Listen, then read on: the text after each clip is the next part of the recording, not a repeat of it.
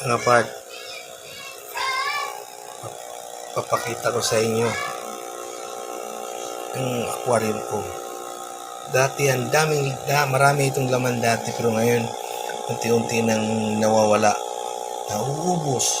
Ayan na pa itong isa, katibayan.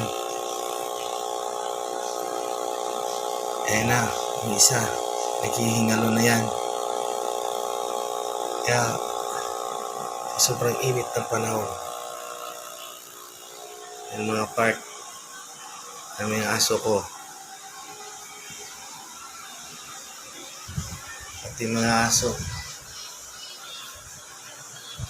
nangihina. Yan mga part, tahimik sila dahil sa sobrang init.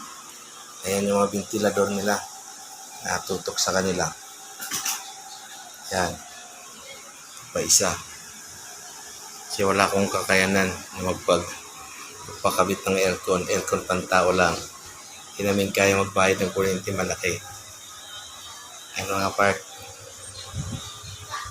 mga aso ko, matamlay.